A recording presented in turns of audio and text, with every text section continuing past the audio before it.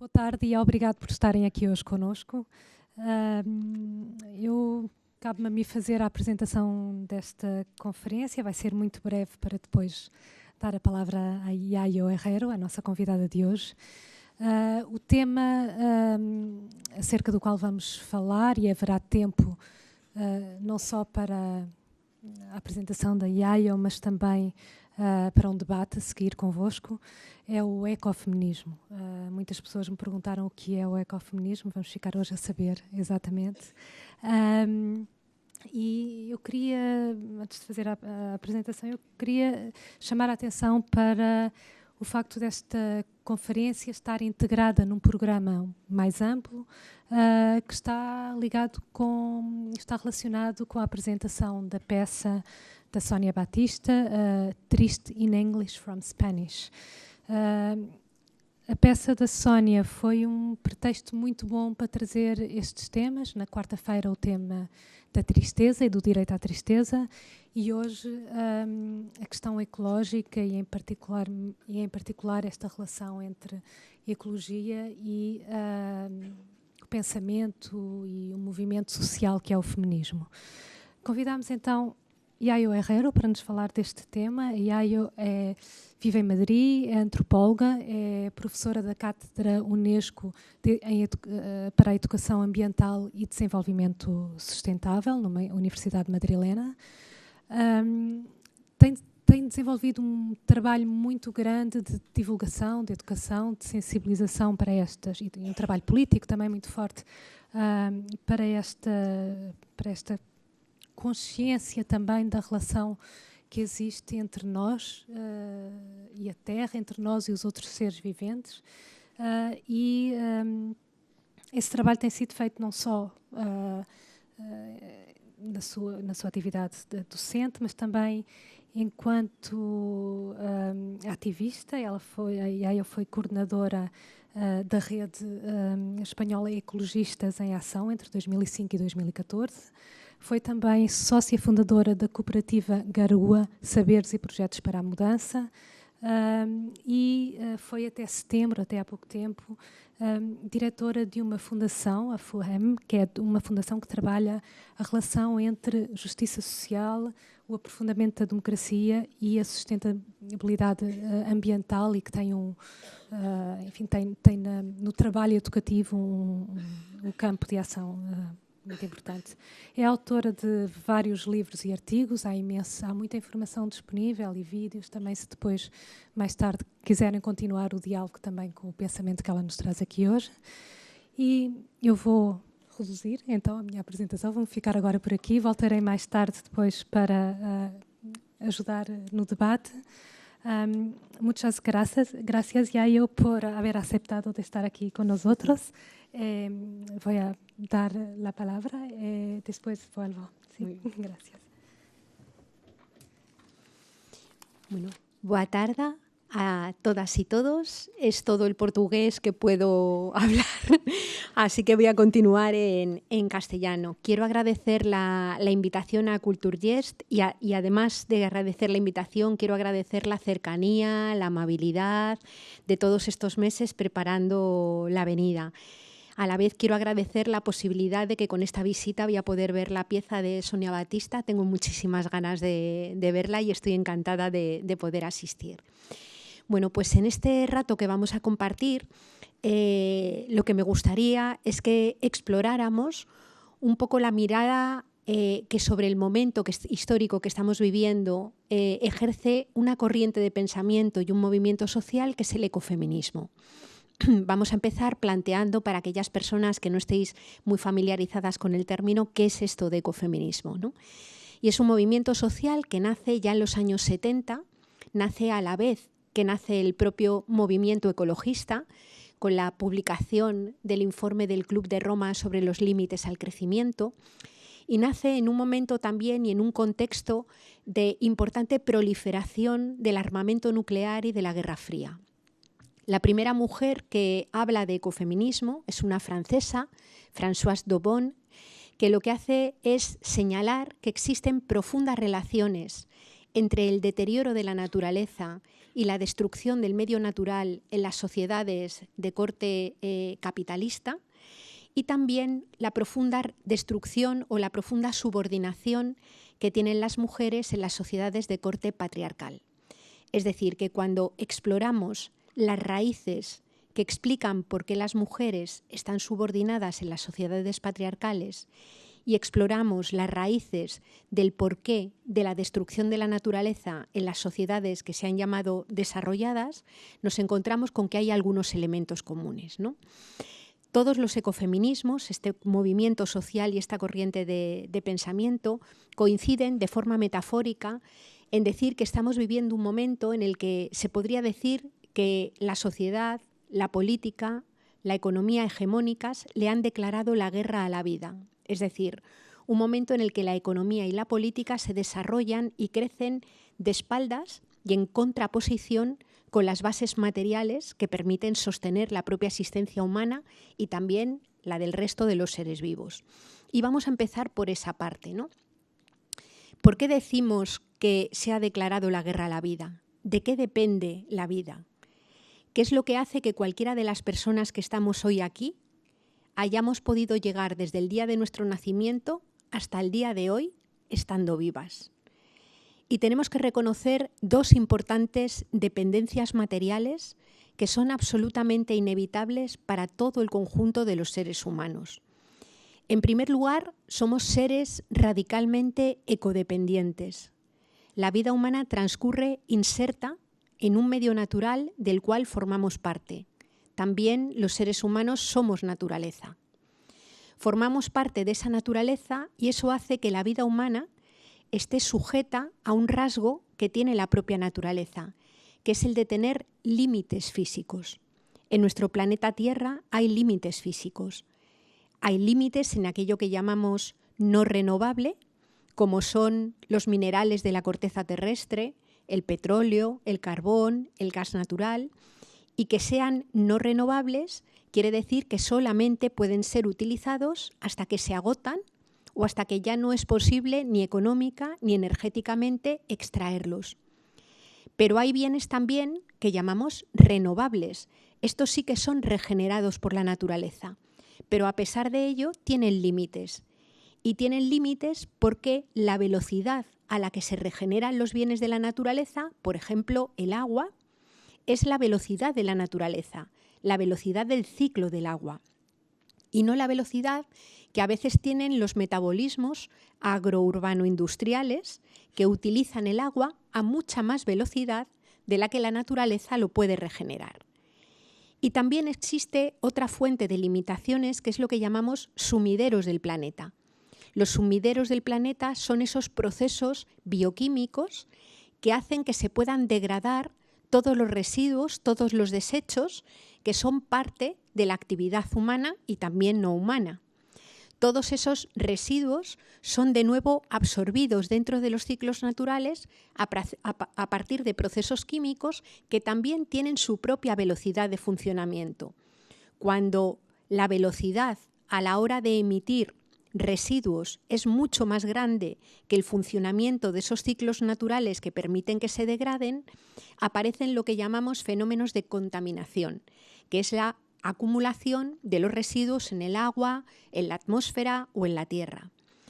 Por tanto, somos seres ecodependientes, estamos sujetos a los límites físicos del planeta y eso nos lleva a la idea de que nada, absolutamente nada, se puede plantear crecer de forma indefinida sobre la superficie de nuestra Tierra, mientras para crecer necesite utilizar recursos de esta propia Tierra que tienen límites.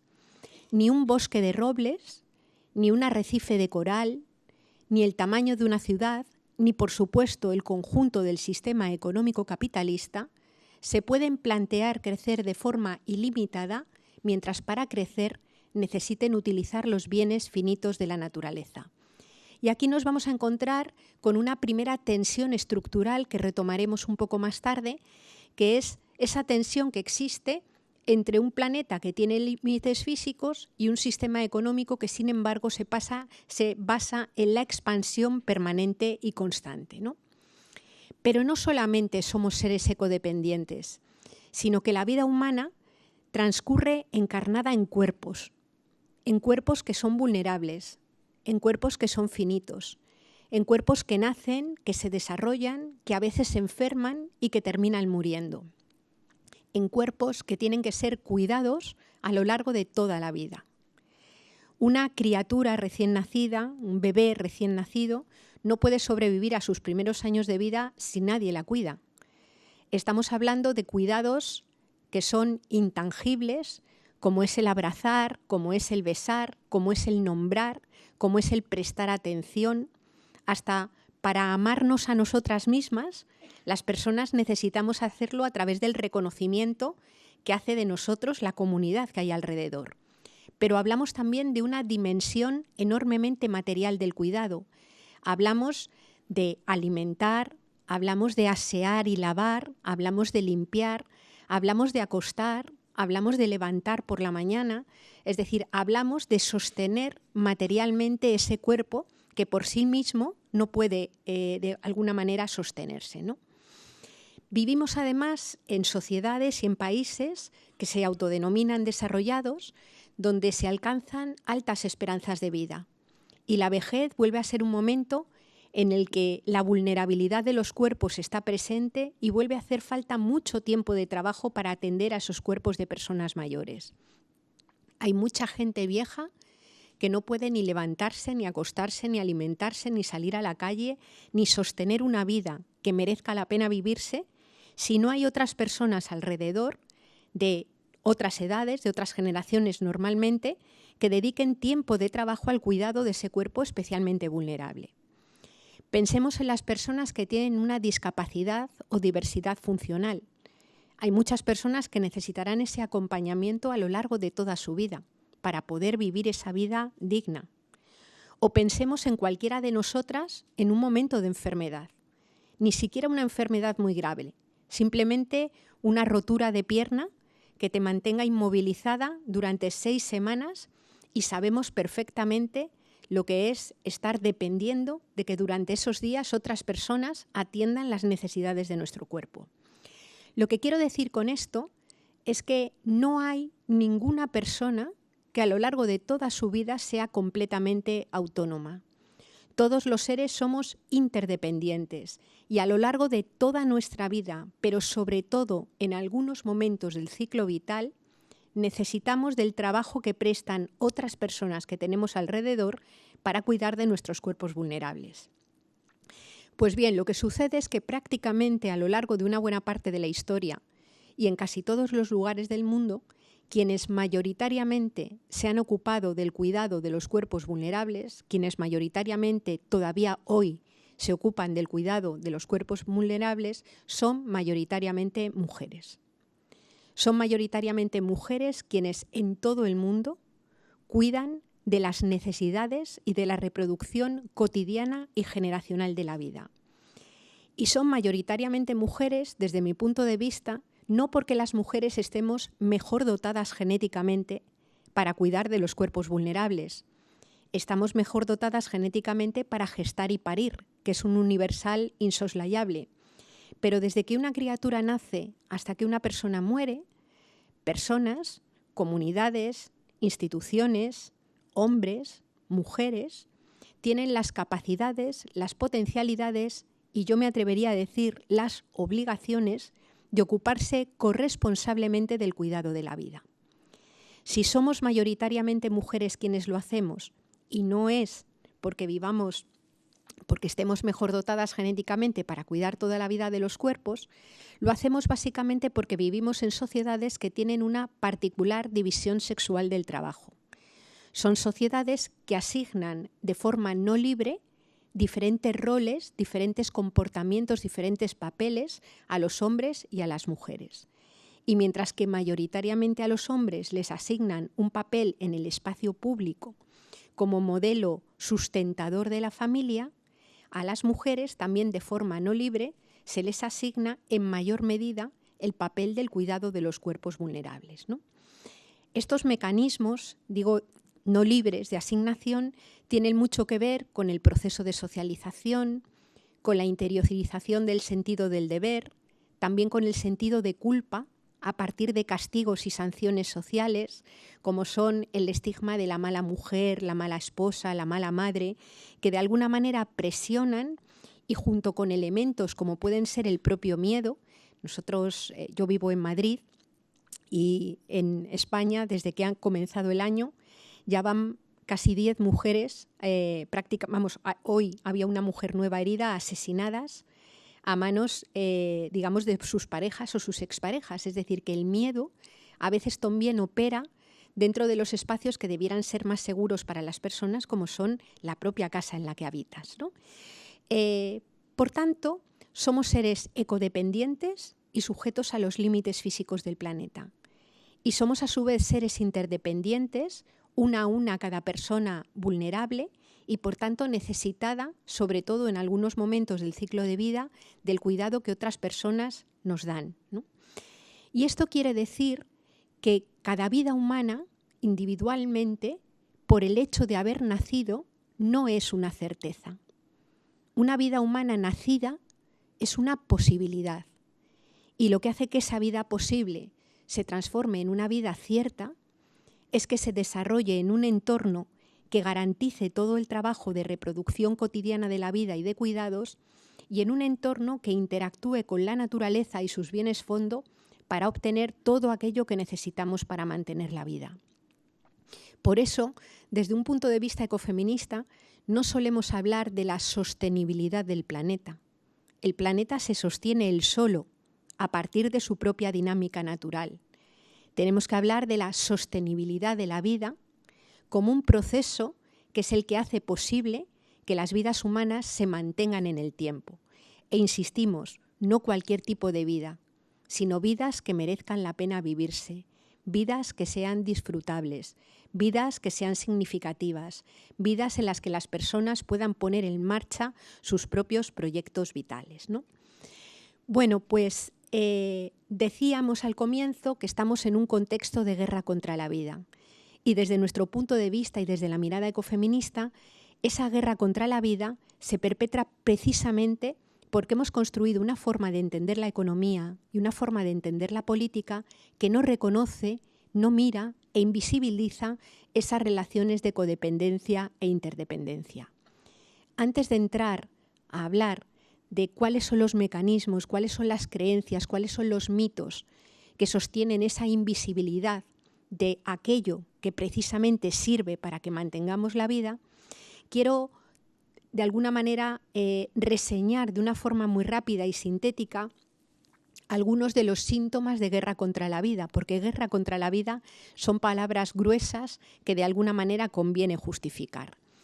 Y lo que voy a hacer para justificarlo, yo suelo decir que es hacer como un pequeño ejercicio de amargura, que es mirar la realidad material de nuestro planeta y mirar la realidad de las relaciones entre las personas profundamente desiguales dentro de nuestro planeta en el momento actual. Y me parece importante hacer este ejercicio de amargura porque si las personas no somos capaces de mirar la realidad cara a cara, de reconocer los datos que la naturaleza y que la propia ciencia nos ofrece, no vamos a ser capaces de poner luego en marcha prácticas económicas y políticas alternativas que nos permitan salir de la situación de guerra contra la vida en la que estamos. Un poeta que se llama Jorge Rietzmann decía que es imposible salir de un pozo si previamente no somos conscientes de que estamos en él. Y hay veces que la tecnología, los medios de comunicación o las referencias que encontramos alrededor no permiten mirar el momento crudo de crisis ecológica y social que estamos viviendo, ¿no? En primer lugar, dentro del planteamiento de los límites físicos del planeta, tenemos que decir que nos encontramos ante una profundísima crisis de energía y materiales. Crisis de energía y materiales que se plasman sobre todo en el declive de la energía fósil, fácil de acceder, sobre todo el petróleo, y que se plasma también en el declive de algunos otros minerales. Un organismo nada sospechoso de ecologismo radical, como es la Agencia Internacional de la Energía, reconoció que en el año 2006 se había alcanzado lo que se denomina el pico del petróleo convencional. El pico del petróleo convencional es ese momento en el que por cada barril de petróleo que se extrae en un lugar del mundo no se encuentran reservas que lo puedan sustituir. El pico del petróleo convencional es ese momento en el que se ha extraído la máxima cantidad de petróleo a la vez. Y a partir de ese pico del petróleo, las cantidades que se pueden extraer de la tierra son cada vez menores, ¿no? El pico del petróleo convencional, petróleo convencional nos referimos al petróleo de alta calidad, al petróleo que es capaz de generar mucho trabajo, que tiene una alta eficiencia energética. El pico del petróleo convencional somete al conjunto de la humanidad a una situación bien complicada, porque estamos viviendo un momento en el que podría decirse que una buena parte de la humanidad come petróleo. En este momento, una buena parte de la producción industrial de alimentos es absolutamente dependiente del petróleo. Dependiente en el momento de la siembra, dependiente en el momento del cuidado de cultivo, porque se utilizan muchos productos químicos de síntesis que son derivados del petróleo, dependiente en la forma de cultivo y en la forma de recolección, porque se utilizan desde avionetas para sembrar hasta grandes máquinas para recolectar, y dependiente también por los lugares en donde se producen y se consumen los recursos. Muchas veces, si vamos a una gran cadena comercial, a un gran supermercado, y tomamos cualquier tipo de producto y le miramos la etiqueta, nos encontramos con que es muy fácil que ese producto venga de kilómetros, miles de kilómetros de distancia. Una economista ecológica hizo un estudio de cuántos kilómetros podía recorrer un yogur de fresa desde antes de llegar a la mesa de una persona europea. Y el estudio le salía que podía recorrer aproximadamente unos 8.900 kilómetros, porque tenemos que contar en esa movilización todos los productos, los abonos, todo lo que se utiliza para cultivar la fresa, los plásticos a veces de los cultivos y también los propios plásticos del envase que luego va a servir para su distribución. Es decir, en este momento, sobre todo los habitantes de los países desarrollados tienen un sistema de alimentación que es completamente dependiente del petróleo y dependientes de productos que son de alguna manera cultivados o producidos muy lejos de donde se consumen. Yo no conozco, he tratado de buscar y no he encontrado ningún estudio que lo hiciera para Portugal, pero trabajo bastante con un informe que se hace para el Estado español que se llama Alimentos Kilométricos, y es un informe que la Universidad de Sevilla hace cada 2 años y donde mide, digamos, la cantidad de kilómetros que recorren los alimentos. En el Estado español, la media de kilómetros que recorre un alimento antes de llegar a una persona que viva en España es de casi 5.000 kilómetros. Los garbanzos, por ejemplo, que comemos en España pueden estar viniendo de México, mientras que los garbanzos que se cultivan en España se los pueden estar comiendo en Polonia. Es decir, hay un flujo y un paseo de alimentos por todo el planeta que ya tanto en la forma de producir como en la forma de alimentar son dependientes del petróleo.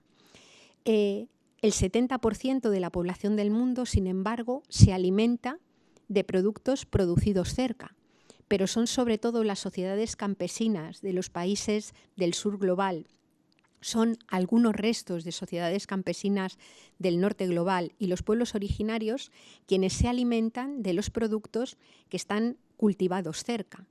Es sobre todo el mundo considerado rico el que es dependiente de esa alimentación basada en el petróleo. No solamente el sistema alimentario, pensemos por ejemplo en la ropa que vestimos. Si ahora mismo miráramos la etiqueta de la ropa, es muy fácil que mucho de lo que llevamos puesto venga de miles de kilómetros de distancia. O pensemos por ejemplo en el modelo urbano, ¿no? El modelo de gran ciudad. Hay muchas grandes ciudades en donde las personas todos los días se desplazan muchísimos kilómetros para atender todas las necesidades de su vida. Es fácil que una persona trabaje lejos del lugar en donde vive y a su vez tenga que desplazarse para atender, por ejemplo, o cuidar a su padre, a su madre, o tener que atender las otras dimensiones de la vida muy lejos. Yo vivo en una ciudad que es Madrid, que es una ciudad enorme e insostenible, donde no solamente es el tamaño de la ciudad, en donde vivimos hacinadas 3 millones de personas, sino que además en la periferia de la ciudad hay otras grandes ciudades de las que todos los días va y viene la gente a trabajar a Madrid. Y no solamente es el espacio de la periferia de Madrid, sino de otras provincias. Hay gente que vive en ciudades como Segovia o Toledo, o que vive en ciudades como Valladolid, que todos los días va y viene a Madrid. Y va y viene a Madrid gracias a que existen autopistas, carreteras, coches que pueden circular a una velocidad grande o trenes de alta velocidad que permiten que haya personas que en una hora puedan hacer un recorrido de 200, 250 o 300 kilómetros, ¿no? Pero claro, todo ese sistema de desplazamiento, todas esas carreteras, su asfaltado, las autopistas, los coches, los trenes de alta velocidad, son dependientes también fundamentalmente del petróleo, ¿no?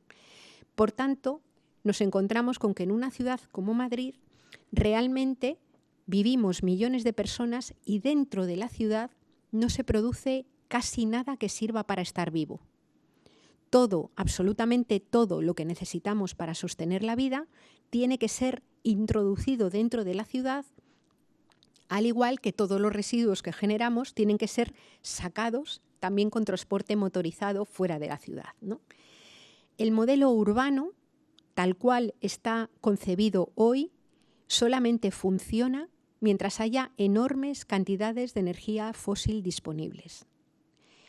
Y hoy, de los más de 7.300 millones de personas que vivimos en el planeta, por primera vez en la historia de la humanidad, más de la mitad, más del 50%, vive en ciudades. Luego, por tanto, el declive del petróleo pone en riesgo, genera un montón de problemas en una humanidad fundamentalmente y masivamente urbana, ¿no? ¿Qué otras fuentes energéticas hay para sustituir el petróleo? Bueno, podemos hablar de la energía nuclear. Yo no voy a hablar de los problemas que ya sabemos que existen de la energía nuclear. Me voy a referir solamente a que la energía nuclear es dependiente del uranio. Y el uranio es otro mineral no renovable.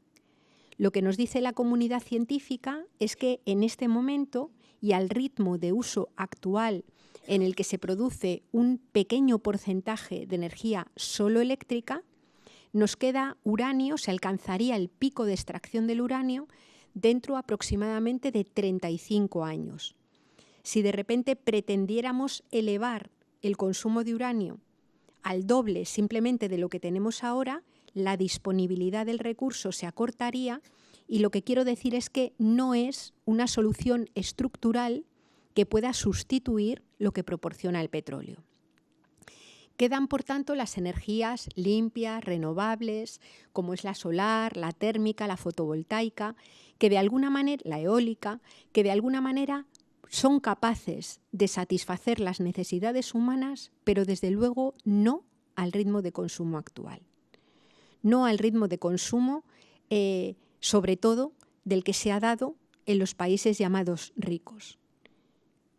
Las energías renovables y limpias, la eólica, la fotovoltaica, la solar, no dan para vuelos low cost al otro lado del mundo de forma permanente, no dan para mantener un sistema de transporte motorizado individual y que pueda ser extendido al conjunto de la población del planeta, no da para mantener un sistema de producción de alimentos que se base en la producción lejana.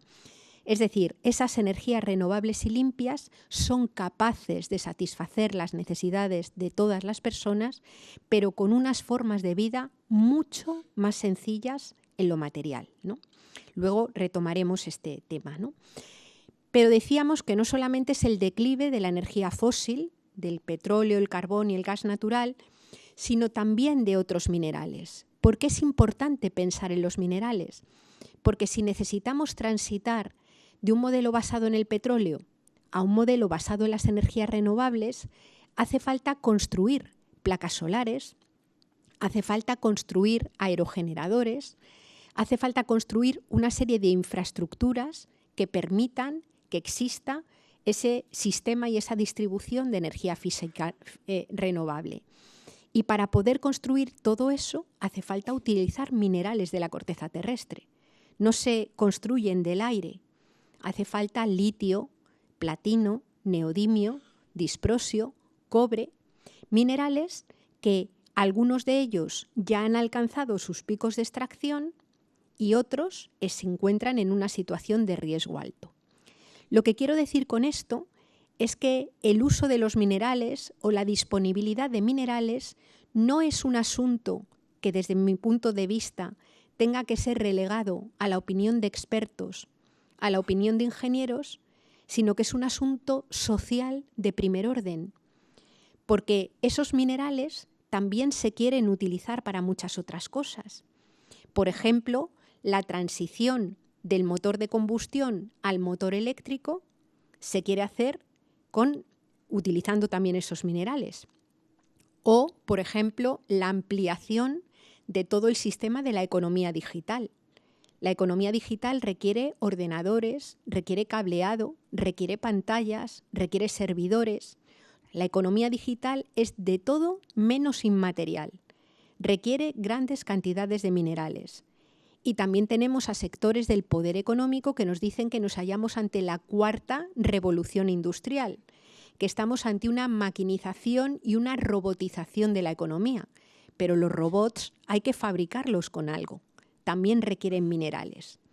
El asunto es que cuando vemos todo lo que la industria quiere hacer con los minerales existentes y vemos las reservas que nos dice la ciencia geológica que existen, las cuentas no salen. Y por tanto, la utilización de los materiales, lejos de ser una cosa ajena a la ética, ajena a la política y ajena a la justicia, están en el corazón de la posibilidad de avanzar hacia sistemas más equitativos, más igualitarios y simplemente viables. Si no ponemos todos esos debates en el centro, puede que llegue un momento en el que las transiciones inaplazables a modelos basados en energías renovables puedan no ser viables para todas las personas, puedan ser físicamente inviables para el conjunto del modelo social. Además del declive de la energía fósil y materiales, yo no me voy a detener mucho en esto porque es más conocido, nos encontramos ante lo que llamamos el cambio climático, el proceso de calentamiento global, que no es, dicho de una forma un poco sencilla, no es más que el cambio de las reglas del juego que organizan todo lo vivo. Todos esos bienes renovables que decimos que tiene la naturaleza no son manejados a voluntad por los seres humanos y su tecnología, sino que son frutos de procesos de evolución de la Tierra que vienen funcionando desde hace miles de millones de años. Esos procesos evolutivos, esos ciclos naturales, cambian con el tiempo y normalmente han cambiado muy lentamente. Pero en los últimos 200 años han cambiado muy deprisa, precisamente a causa de haber quemado muy rápidamente, digamos, todas esas energías fósiles que estaban enterradas en la corteza terrestre. La naturaleza tardó 300 millones de años en fabricar el petróleo, el carbono, el gas natural, y los seres humanos los hemos quemado prácticamente en algo menos de 300 años, es decir, en un proceso 1 millón de veces más rápido. Todo ese CO2, todo ese metano quemado y que va a la atmósfera ha cambiado, digamos, la temperatura media global. Y ese cambio de la temperatura media global genera un montón de cambios en cadena.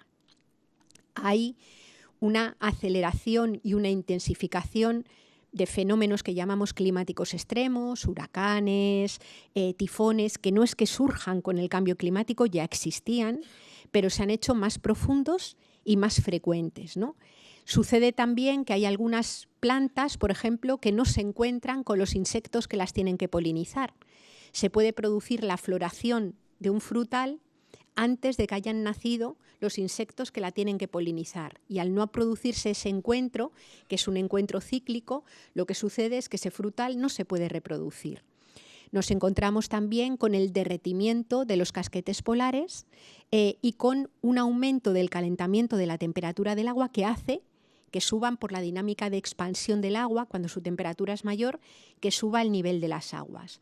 Es decir, un proceso de cambio que al ser seres completamente ecodependientes afecta obviamente a las producciones y a las formas de vida de los seres humanos, ¿no?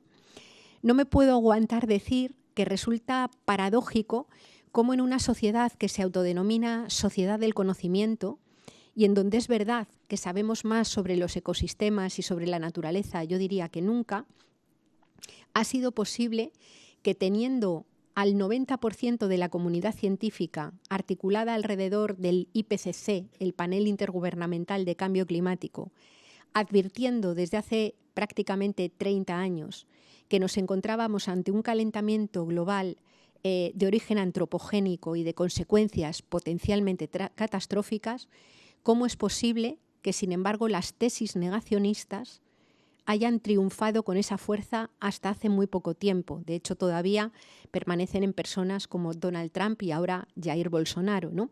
¿Cómo es posible que eso haya podido mantenerse de esa manera? Y ahí nos tenemos que encontrar, y lo muestran algunos trabajos de periodismo de investigación que se han hecho en Estados Unidos, nos tenemos que encontrar en cómo aquellos sectores industriales que sí tenían conciencia de que nos encontrábamos ante ese calentamiento global, pero cuyas cuentas de resultados dependían precisamente de esa actividad, por ejemplo el extractivismo de petróleo, introdujeron y pagaron muchas informaciones en medios de comunicación e incluso lobbies de corte pseudocientíficos que de alguna manera crearon la incertidumbre que permitía no actuar cuando era posible revertir todo el cambio climático. Ahora podemos mitigar sus peores efectos y podemos sobre todo adaptarnos a lo que ya no se va a poder evitar. Pero hace unas décadas hubiera sido posible perfectamente evitar el problema, ¿no? Por tanto, crisis de energía y materiales, cambio climático, podríamos hablar del declive de los recursos pesqueros, podríamos hablar de fenómenos de contaminación masiva. Es decir, el hecho es que ese planeta Tierra del que dependemos y del cual decíamos que éramos completamente interdependientes, de alguna manera se encuentra en una situación comprometida. Y no es el planeta el que se encuentra en una situación comprometida, sino fundamentalmente los seres vivos que estamos dentro de él, quienes tenemos que ver de alguna manera cómo adaptarnos y cómo configurar otras formas de organizar la vida que protejan al conjunto de las mayorías sociales, también a otras especies, y que permitan pues, que sigamos viviendo en condiciones razonables, ¿no? Porque cuando nos vamos a mirar el momento económico, nos encontramos con que esa profunda crisis ecológica está directamente relacionada con la profundísima crisis económica que atravesamos también desde hace tiempo. Y está completamente relacionada con la profundización de las desigualdades entre los seres humanos. Es fácil verlo, y ha sido mucho más trabajado, cuando vemos las desigualdades entre el norte global y el sur global. Sabemos que el planeta está dividido en dos grandes áreas, un área mucho más grande que ha sido históricamente utilizada como si fuera una gran mina o como si fuera un gran vertedero, y otra zona más pequeña, que es la que se ha situado en el lado privilegiado, que es la que ha traído una buena parte de los materiales, del petróleo extraídos en las zonas, digamos, explotadas y colonizadas, para de alguna manera construir lo que se ha llamado modelo de desarrollo y que ha sido extremadamente desigual. Hay un indicador que denominamos huella ecológica, que de alguna manera expresa en unidades de superficie de tierra la cantidad de territorio que hace falta para que una persona, un país, una ciudad sostenga su estilo de vida material. Me refiero al estilo de vida material, ¿no? Bueno, pues si toda la población del planeta viviera materialmente como la media de una persona sueca, nos harían falta 4 planetas. Como la media de una persona de Estados Unidos, 5. Como la media de una persona de Kuwait, 12 planetas. Como la media de una persona de España o de Portugal, que tienen huellas similares, huellas ecológicas similares, harían falta prácticamente 3 planetas. Y tenemos 1 y parcialmente agotado.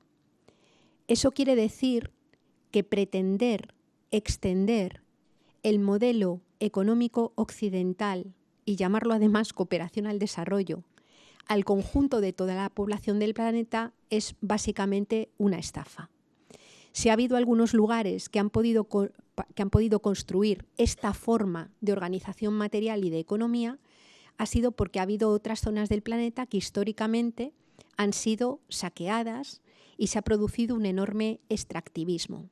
Si ahora mismo miramos en dónde hay guerras formales y no formales dentro de nuestro planeta, nos damos cuenta que en esos lugares de conflicto, ya digo, por guerras oficiales o por guerras, a veces por servicios de seguridad o mercenarios privados, nos damos cuenta de que esas guerras han sido construidas fundamentalmente o son mantenidas fundamentalmente por la usurpación y el acaparamiento de recursos naturales. Siria, Afganistán, muchos lugares de América Latina, África, son lugares donde la práctica neocolonial, en este caso con el extractivismo y la economía, sigue funcionando de una forma intensa. El año pasado se produjo un récord en personas, por ejemplo, asesinadas en América Latina simplemente a causa de su actividad en defensa de su territorio, ¿no? Fueron prácticamente 350 personas asesinadas, de las cuales el 70% eran mujeres. Mujeres que se articulan defendiendo el territorio, digamos, de la actividad de empresas transnacionales mineras que, con el soporte a veces de los ejércitos de sus propios países y otras veces con servicios de seguridad privados, lo que hacen es ir expulsando a las personas de sus territorios, arrasando, digamos, con las formas de vida que han podido mantener, ¿no? Esta cultura extractivista está implantada en una buena parte del planeta, en la parte que llamamos sur global, fundamentalmente. Aunque empezamos a ver cómo también dentro de Europa, ante el declive de la energía y los minerales, empiezan a tratar de resucitarse algunas concesiones mineras y extractivistas también dentro de nuestros propios territorios, para fracking o para minería. Por ejemplo, en la península ibérica en este momento se están tramitando más de 300 concesiones de nuevas minas, que eran minas que ya habían sido cerradas y que de alguna manera se intentan volver a abrir, ¿no? Esta desigualdad extrema se plasma también en el movimiento migratorio todavía pequeño que estamos viviendo. Muchas de las personas que salen de sus territorios salen en fenómenos de expulsión que tienen que ver también con el cambio climático y con el extractivismo. En Siria, que hay una guerra terrible que tiene que ver con el acaparamiento de recursos energéticos, nos encontramos también con que la gente que vive en el campo ha tenido que salir de él porque el cambio climático ha agudizado las sequías que habitualmente eran frecuentes en la zona. Y hay muchas zonas de campo donde la gente ya no puede seguir viviendo, cultivando, porque no hay agua directamente, ¿no? Las personas que salen, en algunos casos que migran, se quedan normalmente cerca de los países, digamos, de procedencia. Y de hecho, Yemen, por ejemplo, ahora es un verdadero polvorín donde hay unas tensiones y un conflicto enorme y donde, por ejemplo, países como Arabia Saudita bombardean, entre otros, con las armas que le vende el gobierno de España, ¿no? Es decir, allí se producen esos bombardeos, pero hay algunas personas que normalmente son las que tienen más recursos, que salen incluso fuera del territorio de circundante y pueden, en viajes terribles, con mafias, en donde pasan situaciones verdaderamente complicadas, son capaces de llegar hasta las fronteras de Europa. En las fronteras de Europa lo que se encuentran es una valla que no permite entrar. Pero lo paradójico, lo criminal, me atrevería yo a decir, es que esas vallas que no se abren para que entren las personas, se abren y se cierran todos los días para que entre la pesca, los alimentos, los minerales y las energías que vienen de los territorios donde estas personas han sido expulsados, ¿no?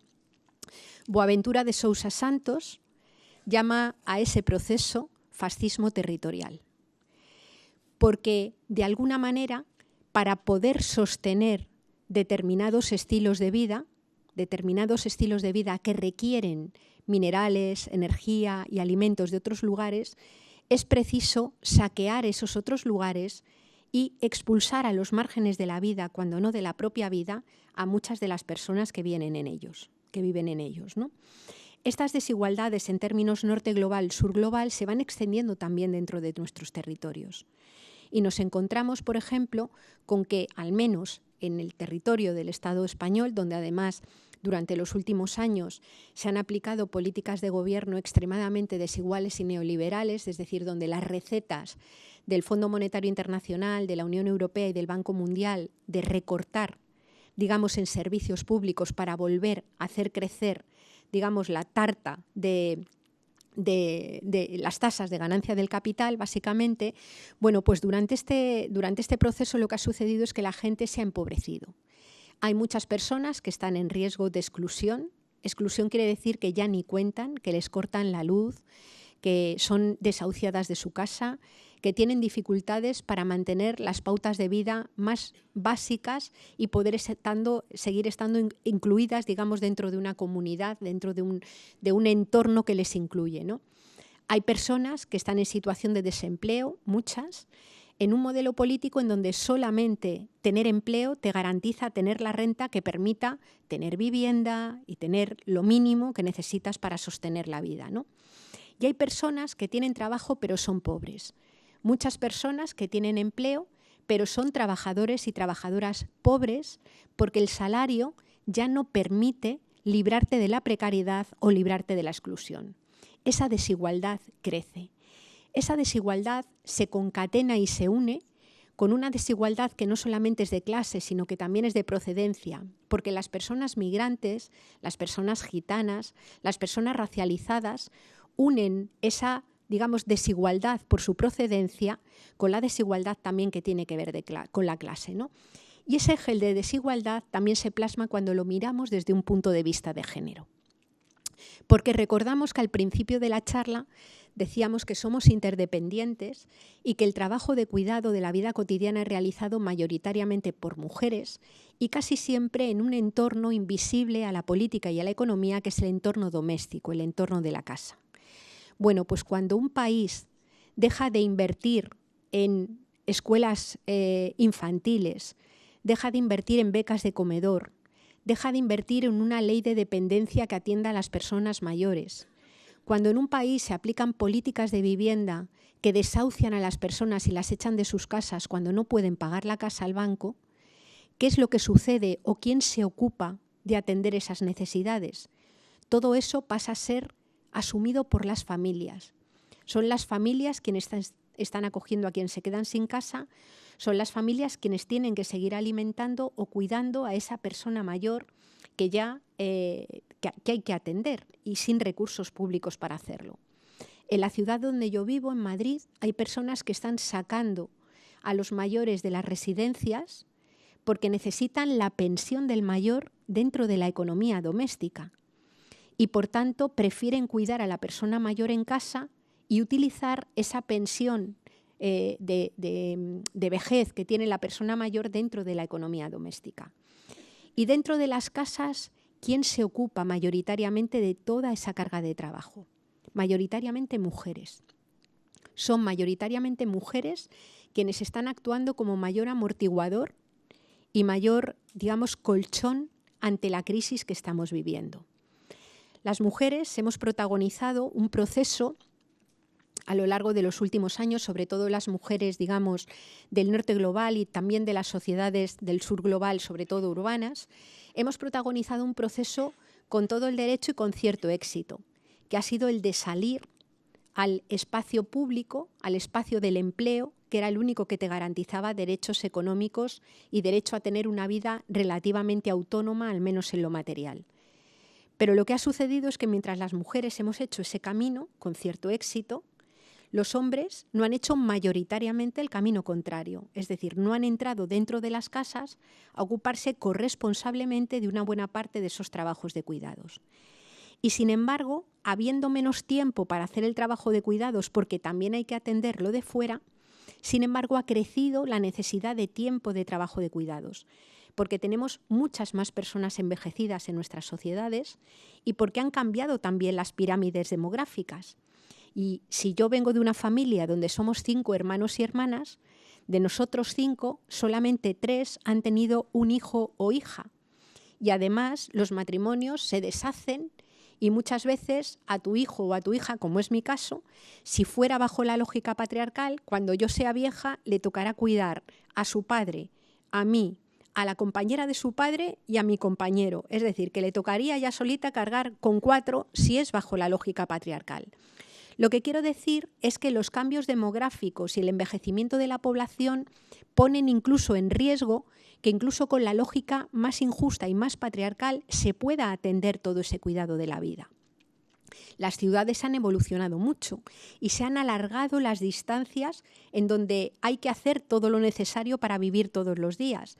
Hace falta recorrer más kilómetros y, por tanto, usar más tiempo para ir a nuestro puesto de trabajo, para volver a nuestra casa, para ir al barrio donde vive nuestro padre o nuestra madre mayor que hay que cuidar, para ir al espacio donde tenemos que comprar. Y eso requiere más uso de energía y más disponibilidad de tiempo. A esa tensión entre la mayor necesidad de tiempo de trabajo de cuidados y el menor tiempo para realizarlo, el feminismo le ha denominado crisis de cuidados, crisis de reproducción social. Y ha habido como 2 formas en nuestros territorios de asumir esa crisis. Una es lo que llamamos la transferencia generacional de cuidados, que es la aparición de todas las abuelas esclavas, es decir, mujeres de la familia que de repente empiezan a invertir también un tiempo importante en cuidar a nietos y nietas para que sus hijos e hijas puedan ir a sus puestos de trabajo. Y un segundo mecanismo, que es un mecanismo de clase. Es un mecanismo a partir del cual algunas familias pueden pagar a otras, mayoritariamente mujeres, los trabajos domésticos de limpieza de la casa o también a veces de cuidado de hijos e hijas o de mayores, ¿no? En uno de los trabajos peor pagados, peor valorados y menos protegidos de todo el mercado laboral, generando una especie de lumpenproletariado femenino que tiene que sostener cotidianamente la vida en una vida que además es atacada, digamos, por el conjunto del modelo económico y social, y que además en ese marco de ataque y en ese marco de cuidado de la vida se hace, digamos, en un entorno absolutamente despreciado como trabajo, ¿no? Bueno, pues si pusiéramos aquí ahora mismo un mapa del mundo y pintáramos las flechas de procedencia de las mujeres que hoy mayoritariamente cuidan en el mundo enriquecido y se ocupan de todos esos trabajos, veríamos que muchas de esas mujeres vienen de los mismos lugares que las materias primas que sostienen nuestros modelos económicos.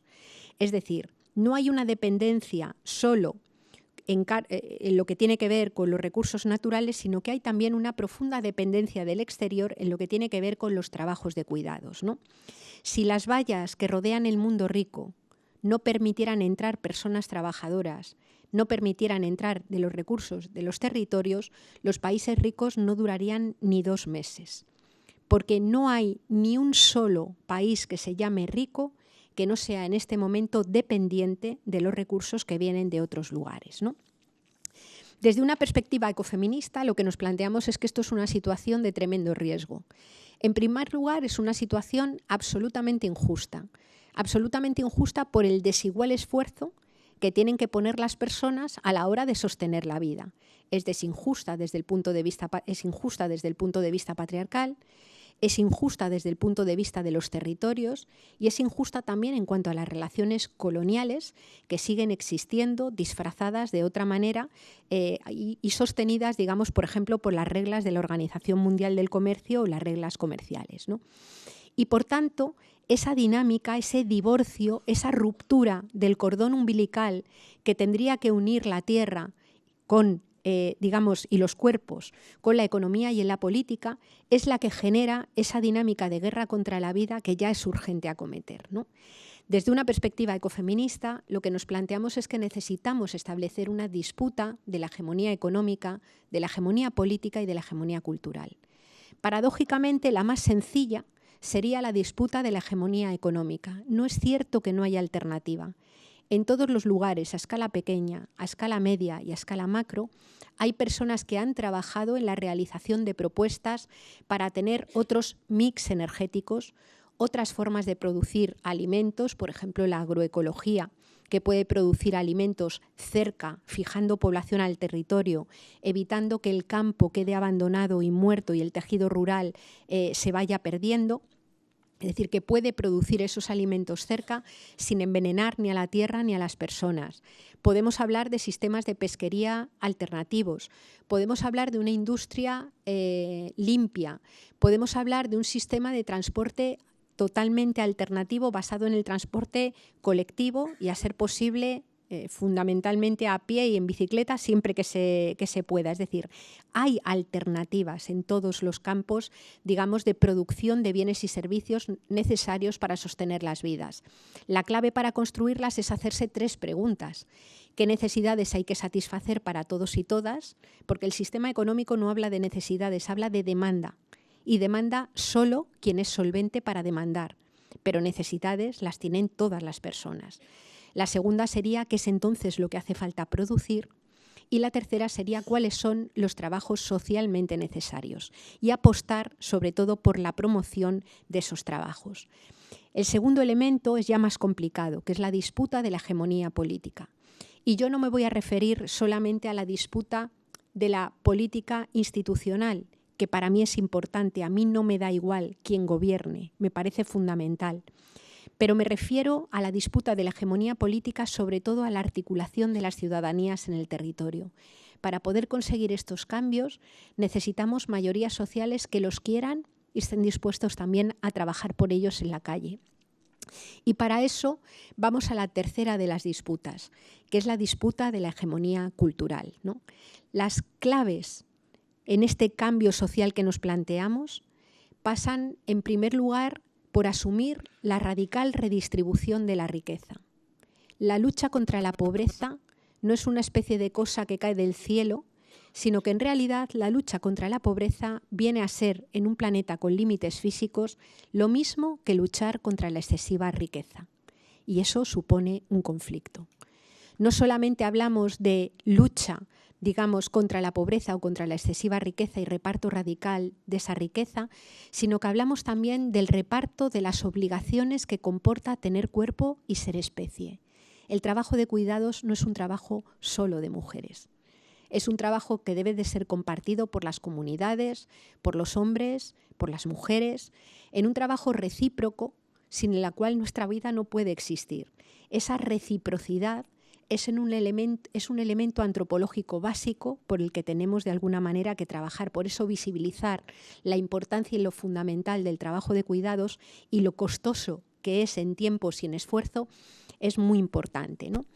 Dentro de esa disputa de la hegemonía cultural es importante indagar y preocuparnos, digamos, por algunos elementos que son absolutamente básicos. ¿Qué concepto de seguridad tenemos?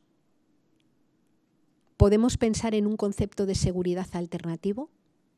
¿No será mejor concepto de seguridad el pensar en sociedades donde no haya precariedad vital? Es decir, donde la gente no tenga miedo a no poder pagar una casa, a no poder comer, a no poder poder pagar la factura de la luz, a no poder, digamos, mantener unos niveles mínimos de vida. Sin embargo, con seguridad muchas veces estamos hablando más bien del blindaje de las élites. Tenemos que pensar el concepto de bienestar. ¿A qué le llamamos bienestar? En un planeta con sus límites superados y en la descripción que estábamos haciendo ahora, la dinámica hiperconsumista de nuestra sociedad aboca a que cada vez sea menor el cinturón de personas privilegiadas y cada vez haya más gente expulsada afuera. Revertir esa dinámica consumista es clave. Hacer de lo común un principio político también. Todos esos elementos de alguna manera tienen que ser revisados y es posible hacerlo. Y en todos los ámbitos hay personas, hay colectivos, hay iniciativas que se están organizando para mirar todas esas cosas de otro modo, ¿no? Yo voy a terminar diciendo que de alguna manera también es importante revisar el propio concepto de derechos. Los derechos humanos se construyeron sobre una mirada muy individual del ser humano, como si los seres humanos se mantuvieran ellos solos y no necesitaran lo que hay alrededor, ¿no? Y por tanto quiero terminar con una reflexión que yo leí y a mí me removió mucho y quería compartir con vosotros y vosotras, ¿no? Después de haberle hecho algunos cambios. Es una relectura que haríamos desde la mirada de la ecodependencia y la interdependencia del primer artículo de la Declaración de los Derechos Humanos, ¿no? Que se ha cumplido precisamente, se cumple este año su 70 aniversario, ¿no? El año pasado, el 70 aniversario. Este primer artículo dice lo siguiente: todos los seres humanos nacemos libres e iguales en dignidad y derechos, y dotados como estamos de razón, debemos vivir fraternalmente los unos con los otros. Si lo leyéramos desde un punto de vista ecofeminista, yo creo que este artículo debiera decir lo siguiente: todos los seres humanos nacemos vulnerables e indefensos en el seno de una madre, y llegaremos a ser libres e iguales en dignidad y derechos siempre que recibamos una cantidad enorme de atenciones, de cuidados y de afectos que deben ser proporcionados por hombres y mujeres de otras generaciones, en una tarea civilizatoria sin la cual nuestra especie no puede existir. En caso de recibirlos, llegaremos a estar dotados de razón que nos permita vivir fraternalmente los unos con los otros, conscientes de que habitamos un planeta que tiene límites físicos que compartimos con el resto del mundo vivo y que estamos obligados a conservar. Es más largo, pero yo creo que expresa en mayor medida este proceso que queremos construir. Gracias.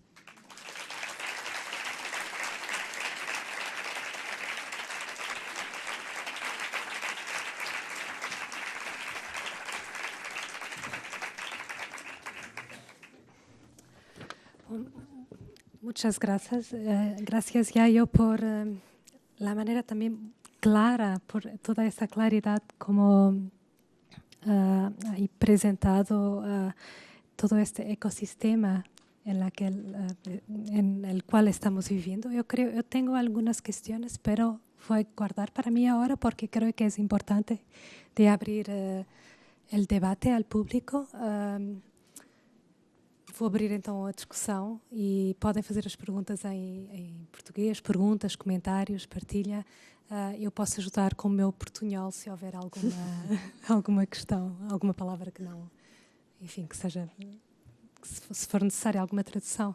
Existe um microfone, portanto, quem quiser, o debate está aberto.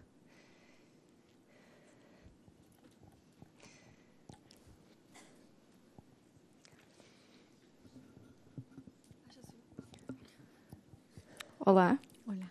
Estão-me a ouvir bem? Muito alto, muito baixo? Olá. Vou tentar falar poquito espanhol, não grande coisa, mas... Que envidia me dais todos los portugueses. Vale. Entonces, duas ideias. Uma, dizer que me parece que se não houve no passado, houve alterações ao nível ya yo estabas hablando de los lobistas que há 30 años atrás fizeram presión para que no hubiese alteraciones. Pero todo esto me parece que no resultó solamente de los lobistas, pero de estado geral das coisas. As pessoas não estão ainda, e não estavam certamente preparadas para este cambio. Então, adicionarlo. Y después adicionar también que nosotros, las mujeres, los seres humanos, tenemos que cuidar de unos otros, pero también tenemos que cuidar de los animales que están domesticados y que están también muy vulnerables. Esto es. Gracias.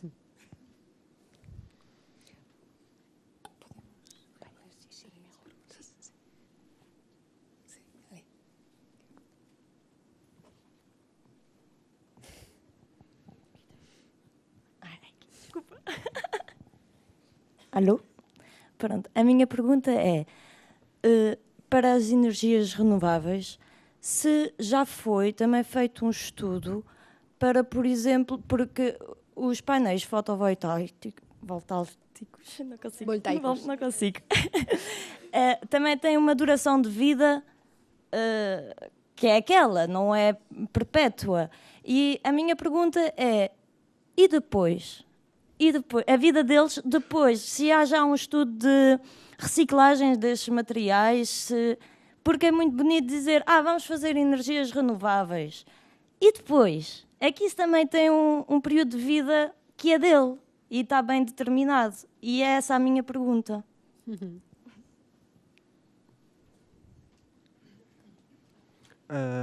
Só queria añadir algo a lo que has dicho sobre los minerios, porque en Portugal están avanzando algunos proyectos, como en Azores, de ultra deep mine seafloor mining, ou seja, a exploração de minérios nos fundos marinhos. Ou seja, eles vão com máquinas gigantes e basicamente destroem o fundo do mar, e com elevadores gigantes as poeiras vão até acima e nos barcos eles extraem os minérios. Será que chegamos ao pico dos minérios? Ou seja, com estas novas tecnologias já não chegam, mas continua a destruição. Sí, sí. Yo. Bueno, respondo a estas y ahora retomamos. A ver, con el tema del negacionismo, efectivamente, muchas personas no estábamos preparadas y esto también implica pensar algunos elementos propios de nuestra cultura que hay que revisar, ¿no? Digamos que afloran ahí. La cultura occidental debe de ser una de las únicas culturas del mundo que ha establecido una especie de pared, una especie de abismo ontológico entre los seres humanos y el resto del mundo vivo. Hemos sido una cultura de la que ha nacido una forma de entender la ciencia y una forma de entender la tecnología que mira el mundo desde la exterioridad, desde la superioridad y desde la instrumentalidad, ¿no? El planeta ha sido concebido, ahora no tenemos tiempo de desarrollarlo, pero es muy interesante cuando miramos la historia de la ciencia y de las concepciones tecnológicas. Nuestro planeta, digamos, ha sido concebido como si funcionara como una especie de máquina, que era perfectamente posible prever cómo funcionaba hacia adelante y hacia atrás. Y la tecnología ha jugado un papel no solamente material, sino también cultural, muy importante para no entender ese problema. Una buena parte de las mayorías sociales tienen una importante fe tecnológica y pensamos que algo se inventará que resuelva los propios problemas que tenemos. En buena medida, el negacionismo del cambio climático y de muchos otros problemas ha venido fundamentalmente por esa vía, por la vía de no entender que hay procesos naturales que son irreparables, que cuando se destruyen irreversiblemente y que por tanto no hay forma de actuar ante ellos, ¿no? Esa combinación de grandes medios de difusión, esa mirada de la fe tecnológica puesta al servicio de la industria y nuestros imaginarios colectivos que están mucho más modelados por la idea del crecimiento económico infinito y de la tecnología, nos han hecho estar poco preparados o más bien muy predispuestos a entender y a no querer mirar los problemas que teníamos delante, ¿no? Y ahí hay toda una tarea en la línea de lo que tú señalabas que es muy importante tener en cuenta, ¿no? En cuanto a lo que decías de los animales, completamente de acuerdo, ¿no? Es decir, este planeta no está habitado solamente por seres humanos. Hay otras muchísimas especies vivas, algunas animales, otras vegetales, incluso pequeños microorganismos a los que no les damos importancia, pero que son fundamentales para que pueda existir el conjunto de la biodiversidad. Y la tarea de cuidado y la ética de cuidado de la vida es una tarea que se extiende más allá de nuestra propia especie, se extiende también al mundo animal. Y en este momento, dentro de las relaciones de explotación entre personas que se dan, si miramos un poco más fuera de esa esfera, vemos también unas tremendas relaciones de explotación animal, que es también explotación de la naturaleza, la forma de producir dentro de las granjas industriales, la forma incluso a veces de concebir la fiesta o el ocio, son formas que han ido creciendo en algunos lugares y han estado muy asentadas en el maltrato y en la violencia también contra los animales, ¿no? Por tanto, coincido plenamente con el comentario que hacías. En segundo lugar, con el tema de las energías renovables. Claro, el problema y lo que muchas veces no se quiere mirar es que las energías renovables pueden satisfacer las necesidades humanas, pero de ninguna manera al ritmo de consumo actual, por lo que tú estabas señalando. En realidad, por dos motivos. Primero, porque las energías renovables tienen una menor tasa de retorno que las energías fósiles. La tasa de retorno explica cuánta energía obtenemos en función de la que invertimos. Es decir, para generar energía hace falta gastar energía. El petróleo de gran calidad que se obtenía a principios del siglo XX tenía tasas de retorno de 100. Yo invertía un barril de petróleo en construir el complejo extractivo y a cambio obtenía 100. Cuando hablamos, por ejemplo, de la energía solar térmica, hablamos de tasa de retorno de 10, de la solar fotovoltaica de 15, de la eólica de 30, porque hace falta esas cantidades de energía para fabricar todos los paneles y demás, ¿no? Y luego se añade lo que tú señalabas, que hay que mirarlo en el largo plazo, porque las máquinas se estropean y hay que repararlas, porque de alguna manera las dinámicas cambian. Y eso lo que hace es que tengamos que entender que la esfera material de la economía, es decir, el uso material, va a ser mucho menor. Y no es un deseo o una propuesta o una voluntad de quienes podamos ser ecologistas, es simplemente un dato. Hay un techo ecológico que marca límites y un suelo mínimo de necesidades que si no se cubren no se pueden vivir vidas decentes. Entre ese suelo mínimo de necesidades y ese techo ecológico es donde hay un espacio seguro para la humanidad.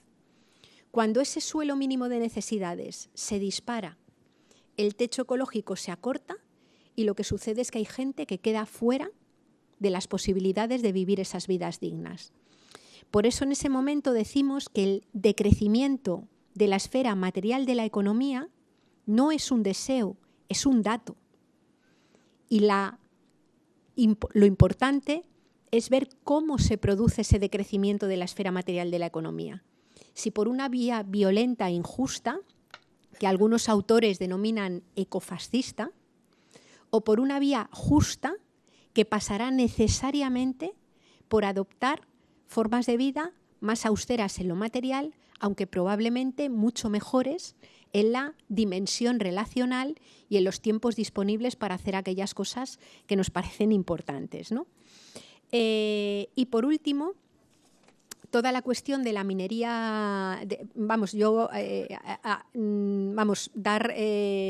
decir que sí, que estoy completamente de acuerdo con lo que se estaba planteando. En este momento el extractivismo es una práctica terrible en una buena parte del planeta. Es decir, es una práctica extremadamente violenta, donde se está expulsando a gente de sus territorios, se está expulsando a personas de los lugares donde viven, se las está matando cuando resisten y se está expulsando también muchas otras especies de sus propios hábitats, ¿no? No solamente se extrae o se pretende extraer minas del fondo del mar, sino que ya se está extrayendo desde hace mucho tiempo petróleo del fondo del mar. El petróleo del Mar del Norte o del Golfo de México se extrae del fondo marino, ¿no? Y tengamos en cuenta que para poder extraer en esas condiciones hace falta también gastar energía. Es decir, en muchos casos los proyectos de ataque contra las condiciones de vida de los pueblos indígenas tienen que ver con la generación de energía para poder extraer minería en sus propios territorios, ¿no? Es decir, hay una autora que a mí me parece que es muy potente, es una mujer muy brillante, que es Saskia Sassen, que explica cómo hemos pasado de un sistema económico capitalista que en los años 60 y 50 se basaba en la explotación del trabajo humano y en la producción de bienes y servicios, a un modelo que está basado sobre todo en el extractivismo de minerales, de energía, pero también en el extractivismo social y en la expulsión de grandes cantidades de personas y de otros seres vivos que son a veces incluso denominados como población sobrante. No se refieren sobrante de la vida, quienes utilizan esos términos, por ejemplo el Foro de Davos, sino que hablan de población sobrante en el mercado laboral, lo cual viene a ser un proceso que inicia una expulsión rápida, ¿no? Por eso es importante tomar conciencia de esto, mirar el momento que estamos viviendo, dónde están las raíces estructurales de los problemas para poder darle la vuelta y reconstruir esas alternativas que son viables, pero que tienen que ser perseguidas por mayorías sociales. Gracias. Temos já 3 inscrições, uma ali. Eu vou um pouco por ordem, à outra ali que já tem o microfone, e depois numa terceira, já tenho aqui uma quarta, quinta. Temos 6 já. Acho que vai ser difícil chegar a todos. Mas se calhar podemos começar por quem já tem o microfone e a seguir não, em baixo, que foi a primeira inscrição, exato. Pronto, eu quería preguntar, bueno, voy a hablar en castellano. Gracias. En relación a la reflexión que querías que hiciéramos sobre el concepto de derechos, yo quería preguntar su opinión sobre, de la misma forma que existe una declaración de los derechos humanos, de la necesidad de una declaración de la responsabilidad individual y de los deberes individuales. Obrigado pela síntese, eu agradeço que se inspirem nesta pergunta. Olá, antes de mais queria agradecer pela conversa e queria colocar uma pequena pergunta que era se poderia falar um bocadinho em relação à relação entre o ecofeminismo e as questões do veganismo e especialmente em relação ao trabalho de Carol Adams e das políticas sexuais da carne. Uma terceira. Olá. Um minuto.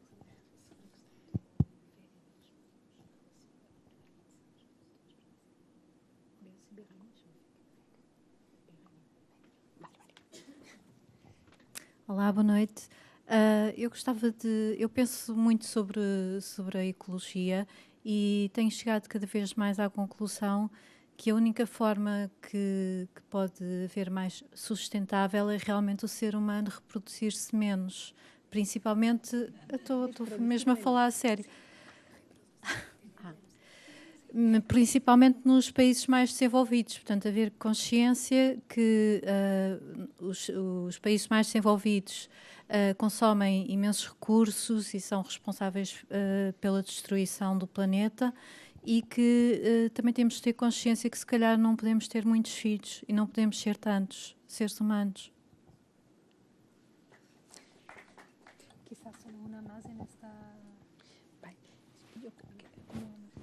Igual las hacemos todas. Yo creo que sí. Sí, y así las contesto todas de vuelta, porque si no, ¿te parece? Vamos recolher mais 2 perguntas, está uma ali e outra aqui. Não vai dar. Portanto, se calhar começamos aqui, que foi a primeira pessoa que assinalou, e depois ali em cima. Peço desculpa, eu acho que vai ficar muito debate por fazer, mas... Antes de nada, voy a hablar en castellano. Quería darte las gracias porque para mí ha sido todo un descubrimiento. Yo en mi trayectoria feminista había estado pensando mucho sobre la cuestión de esta guerra contra la vida, pero no había podido dar nombre a las cosas. Entonces, para mí hoy ha sido una gran sorpresa escuchar eso, ¿no? Que realmente solo va a haber igualdad entre los seres humanos, pero sobre todo entre hombres y mujeres, cuando haya respeto por la vida, porque creo que lo hemos perdido. Que los hombres realmente se encarguen de la vida, de los cuidados, ¿no? Yo no era consciente de la cercanía entre los cuidados de la vida y el ecofeminismo, y lo he descubierto hoy, entonces estoy súper contenta. Y simplemente comentar que creo que, por hablar un poco de Lisboa, yo formo parte de un movimiento feminista local que organiza el Festival Feminista de Lisboa, y justamente el tema este año es la lucha en lo cotidiano, que creo que tiene mucho que ver con eso. Espero que estemos ahí bien dirigidas, ¿no?, por la idea y que podamos aportar. Y la pregunta simplemente sería eso. En cuanto a los movimientos feministas, ¿qué podrían hacer o ya están haciendo en cuanto a llegar a esa lucha, digamos, ¿no? Gracias, Yayo. E a última pergunta ali em cima.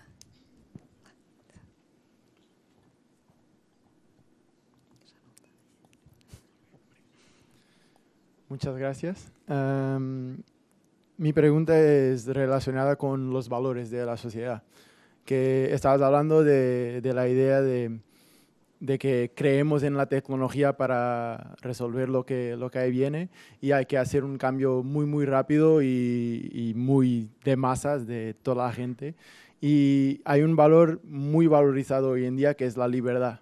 Y ahora se hablaba de población, pero podemos hablar de la libertad de hacer mis escogidas, de lo que tengo en mi día, tengo la libertad de comer carne o no, y todas las otras libertades, y de qué forma podremos conciliar o hay que reinventar o abandonar la idea de libertad, que es muy de dentro de la sociedad hoy en día.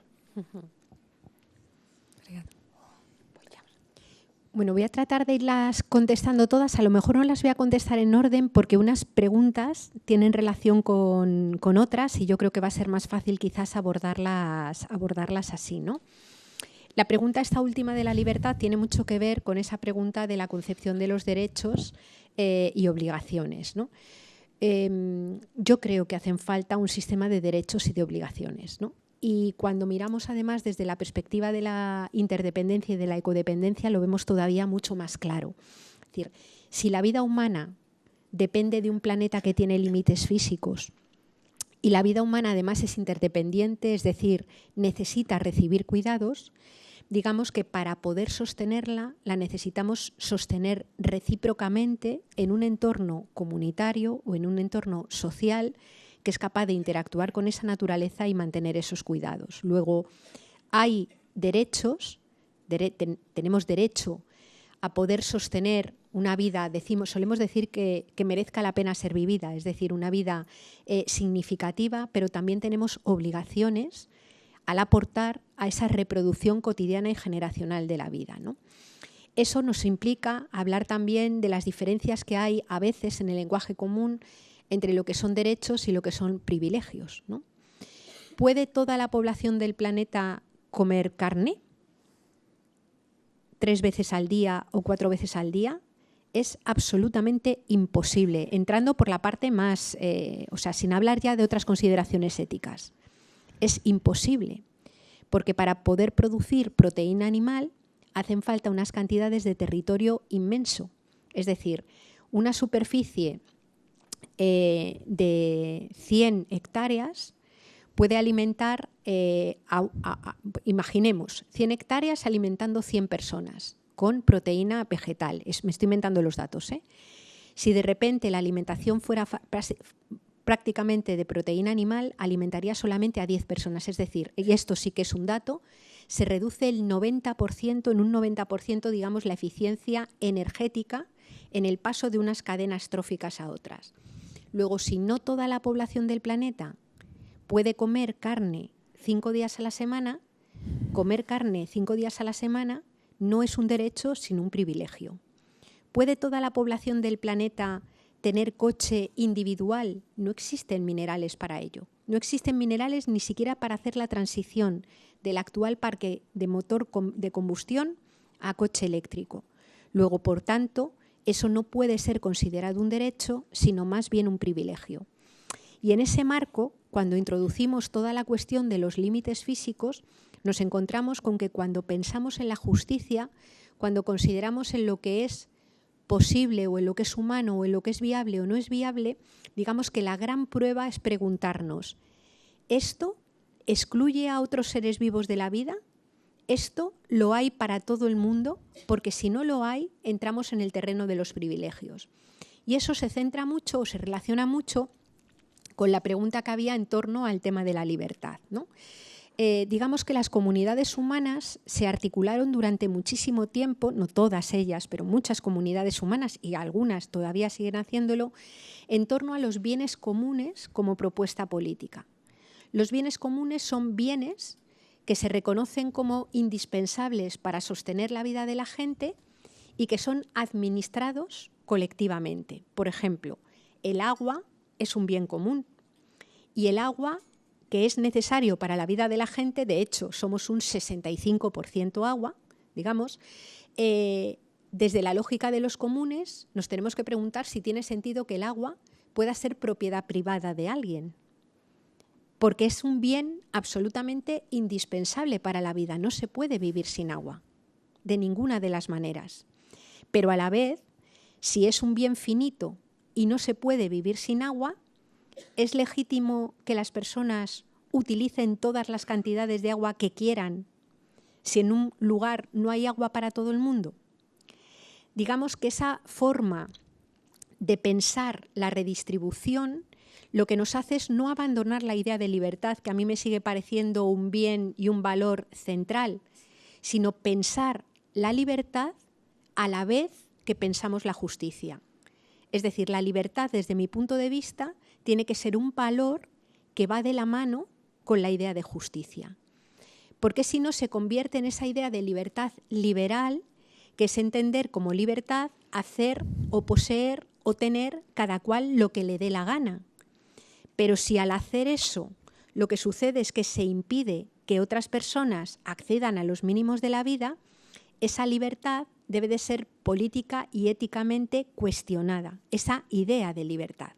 Mientras que sí defendería, abiertamente, por ejemplo, la libertad de decidir sobre nuestros propios cuerpos, la libertad, de amar, desear o mantener relaciones con quien quieras, o la libertad, de ser capaz de poner proyectos vitales propios y autónomos, como absolutamente centrales, ¿no? Mientras que ese concepto de libertad no impida, a veces incluso directamente, la vida de la gente. No sé si me he explicado más o menos bien, ¿no? No ha habido ninguna cultura en el mundo, ni siquiera las que se han considerado históricamente como más libertarias, que no hayan tenido un conjunto de normas para organizar la vida en común. Desde las formas de gestionar el agua, desde las formas comunales de gestionar los pastos o los bosques, incluso en las sociedades más igualitarias siempre ha habido un sistema de normas y de sanciones que de alguna manera ponían límite a aquellos sectores o aquellas personas o aquellas poblaciones que de alguna manera, pasaban por encima de las necesidades, del interés general, ¿no? Ahora, en este momento, lo que estamos viviendo es todo lo contrario.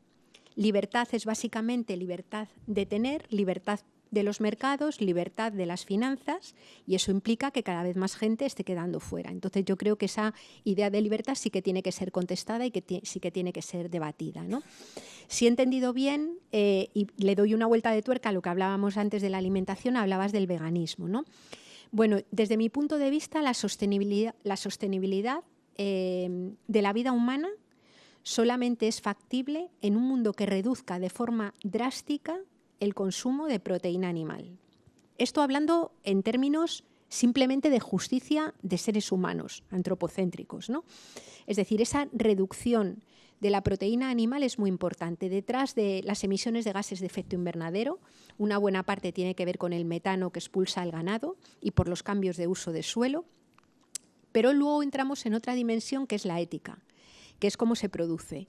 Esa dimensión ética, se convierte en política en la medida en la que haya movimientos sociales que sean capaces de poner los temas en juego. Pero como dimensión ética, yo al menos lo que me planteo es,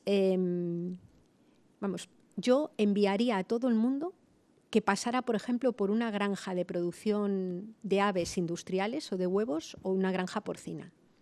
Porque en mi experiencia la gente que pasa, no lo vuelve a probar. Es decir, porque es una cosa, es brutal. O sea, yo creo que es el sistema en estado puro, ¿no? De hecho, luego, por eso decimos muchas veces, cuando vemos explotaciones de estas, de trabajadores y trabajadoras, donde las trabajadoras y los trabajadores son utilizados como personas de usar y tirar, se dicen trabajan como animales, ¿no? Es decir, porque básicamente hay un elemento de explotación brutal detrás. Hay otros sectores productivos, es decir, dentro incluso de la propia ganadería, de la ganadería no industrial, de la ganadería extensiva, que tienen desde luego formas de producir radicalmente diferentes y muchísimas más respetuosas con las personas. Ahí luego entra el tema de que las personas veganas no quieren comer productos animales porque de alguna manera no quieren matar vida, y abre un montón de debates complejos, porque luego está toda la vida vegetal y al final somos seres humanos que formamos parte de cadenas tróficas en donde unos seres vivos se alimentan de otros seres vivos, ¿no? Pero digamos que desde el punto de vista ético y desde el punto de vista político, desde el punto de vista ecológico, la reducción del consumo de proteína animal producida sobre todo en explotaciones industriales es un elemento que hay que empezar a poner encima, ya hay mucha gente que lo está poniendo encima de la mesa y que es importante tener en cuenta, ¿no? En cuanto a la reproducción de las personas, claro, decimos que si el planeta nada puede crecer de forma ilimitada, ni un bosque de roble, ni un arrecife de coral, por supuesto la población humana tampoco, ¿no? Y la población humana es verdad que ha tenido un proceso de expansión, exponencial, y rapidísima, que viene dada no tanto porque nazca mucha gente, sino porque dados el nivel de desarrollo, la gente no se muere, ¿no? Es decir, está feo decirlo, pero digamos que lo que ha provocado, lo que ha disparado todo no ha sido tanto los índices de natalidad, que no son ahora mucho más grandes que en generaciones anteriores, sino digamos que la mortalidad ha bajado felizmente, digamos, nos gusta vivir años, ha bajado mucho, ¿no? Todos estos debates sobre el tema de la reproducción humana, de la demografía, son debates extremadamente complejos que, de nuevo, creo que hay que poner en relación con la justicia y con los datos de huella ecológica, ¿no? Si yo ahora os preguntara cuál es el país más densamente poblado del mundo, ¿cuál me diríais? Bueno, pues China ocupa el lugar número 18 en densidad de población.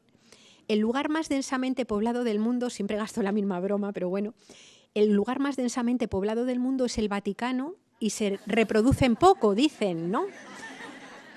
Detrás del Vaticano nos encontramos como densidad poblacional los Países Bajos y del centro de Europa, Holanda, toda Inglaterra.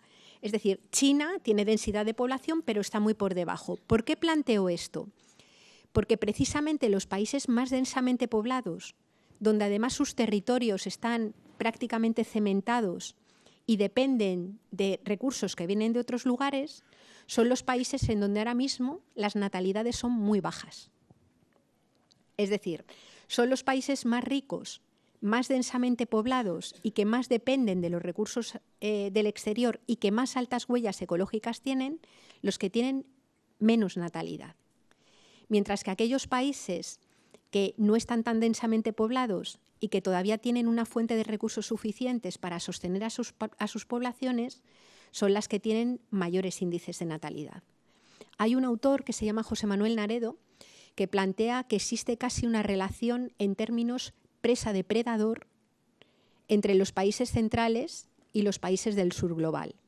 Dice, en la naturaleza, las especies que funcionan como depredador son especies que tienen vidas mucho más largas y se reproducen mucho menos. Las que son presas tienen niveles de reproducción mucho más altas y tienen vidas mucho más cortas, ¿no? Lo que pasa es que las relaciones presa-depredador nunca se habían dado dentro de una misma especie. Y en este momento se dan, y lo que dice este autor es que lo que funciona, lo que en la naturaleza son garras, una carrera más veloz, colmillos más feroces, que son de alguna manera lo que posibilita mantener al depredador la actitud sobre la presa, aquí en este momento lo hacen las reglas de la Organización Mundial del Comercio, el comercio internacional y una buena parte de la política internacional, ¿no? Dicho esto, lo que quiero decir es que si la población del primer mundo, que tiene unos niveles de consumo brutales, los reduce de una forma grande, es decir, el problema demográfico, siendo un problema, no es ya un problema tan grande. Y que tenemos que estar muy alerta porque desde algunos discursos políticos se mezcla el declive de los recursos con el exceso de población para culpabilizar precisamente a los sectores de población que menos culpa tienen y que son los que tienen tasas más altas de mortalidad del problema de la insostenibilidad, ¿no? Un segundo elemento que quería señalar con esto es tener en cuenta que muchas veces las políticas activas de control de la natalidad han sido políticas terriblemente agresivas con los cuerpos de las mujeres. Esterilizaciones forzosas, políticas de un solo hijo que han hecho que, por ejemplo, en lugares como China se hayan producido abortos selectivos de fetos femeninos en mayor medida y que ahora han generado un enorme desequilibrio de población. Es decir, cualquier medida que vaya en torno a la natalidad hay que pensarla desde una perspectiva que no sea patriarcal y que no ataque de una forma brutal el cuerpo de las mujeres, que ha sido lo que ha venido pasando, ¿no? Y por otro lado, tener en cuenta que en todos los lugares donde ha descendido la natalidad se han producido dos fenómenos. Uno ha sido una mejora en las condiciones de vida de las personas y otro ha sido que las mujeres alcanzaran altas cotas de libertad para decidir sobre sus propios cuerpos. Donde las mujeres deciden sobre su reproducción, lo más normal es que las tasas de natalidad bajen, siempre y cuando se coma y se tenga un nivel de vida adecuado, ¿no? Es decir, que eso, digamos, las mujeres históricamente han tenido un conocimiento grande para regular las poblaciones a los recursos que había en sus territorios, y muchas veces los repuntes grandes de natalidad tienen que ver también con fenómenos de pura supervivencia, ¿no? Un poco por ahí va la reflexión que yo quería hacer. Lo que tenía que ver con el tema del respeto por la vida y esto que tú planteabas para los movimientos feministas, ¿no? Bueno, yo formo parte y colaboro también, obviamente, del movimiento feminista en España. El año pasado tuvimos una explosión enorme y la huelga del 8 de marzo fue activada con un argumentario, con un documento que sirvió de argumentación y para sostenerla, y que tenía varios ejes, ¿no? Uno de los ejes tenía que ver con las violencias machistas. Otro de los ejes tenía que ver con toda la cuestión laboral, techos de cristal, desigualdades salariales.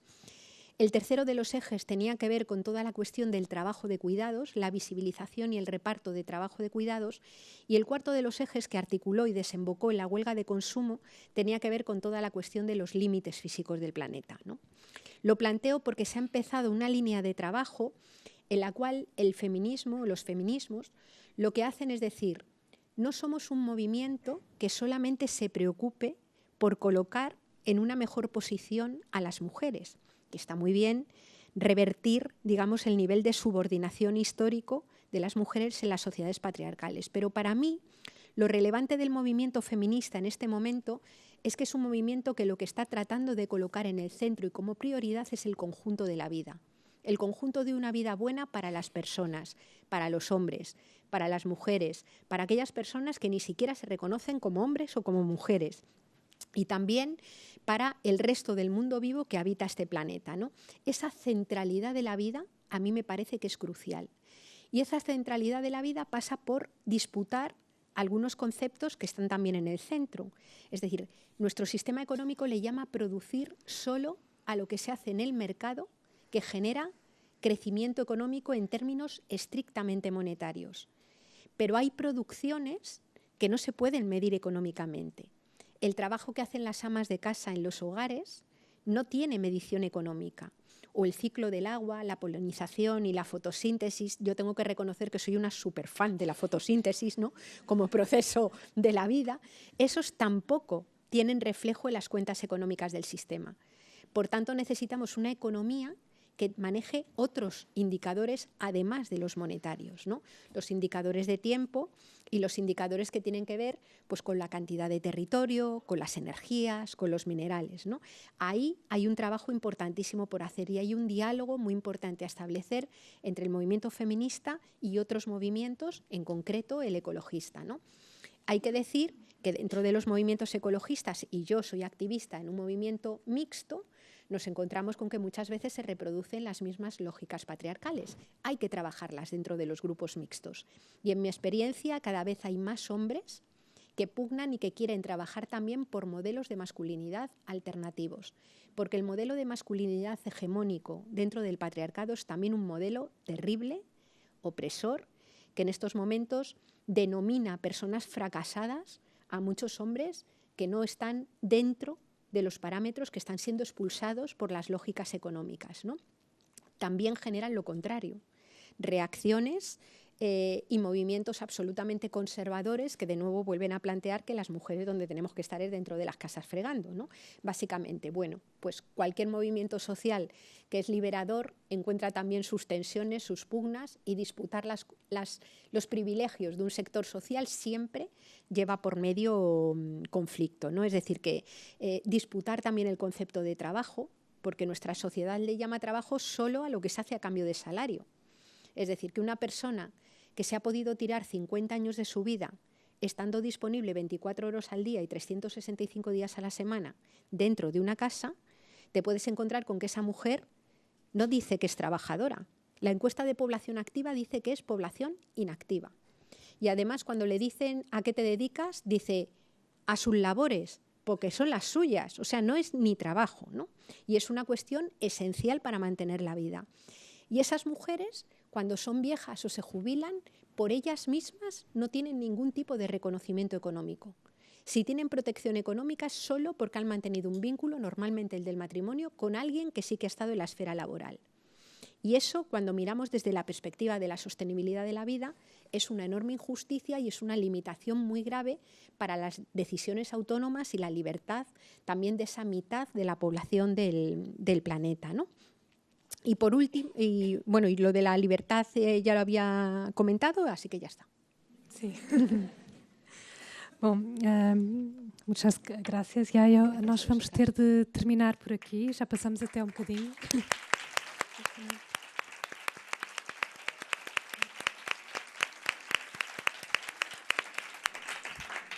Eu convido-vos a prosseguir estas questões às 9 com a peça da Sónia Batista.